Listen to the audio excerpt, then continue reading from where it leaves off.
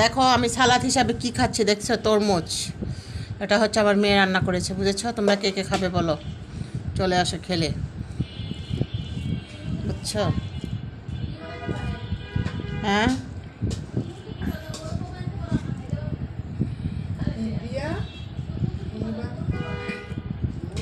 তরমুজের খোসা দিয়ে হলো মোর বাবা না, মানে দেশের মধ্যে লাউয়ের অভাব পড়ে গেছে।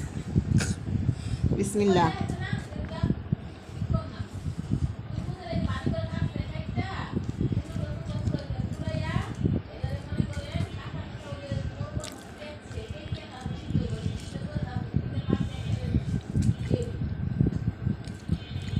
তুমি বানা খাও,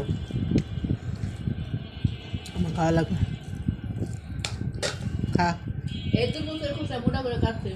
নে তরমুজটা ফ্রিজে দাও, আর ডাবটা বাঙ্গিটা সবটি ফ্রিজে। একটা বান্ধি ভিজেছে, ভিজে কাটতে সিনা কেটে কেটে সিদ্ধ করে চিপটাইয়া সিন্না পাল্টেছে একটা মোরব্বা মতো শক্ত।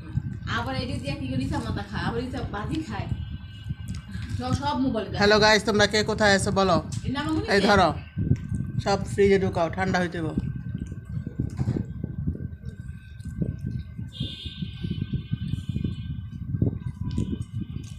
রুটিটা একটা নিচে তো, রুটি রুটি। হ্যাঁ তো বক্স খালি থাকলে বক্সের ভিতরে ঢুকাও দুইটা। কেন কাটবেন না? দরকার তো বেশি না। সাথে জন্য খারাপ আছে।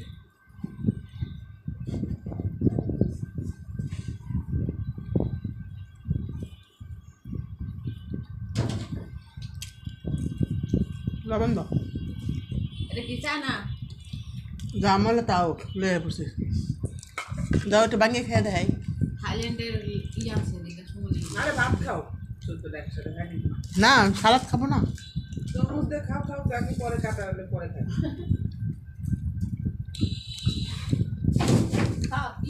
খাবারের জিনিস একটু এমন তোমাদের খারাপ জিনিস।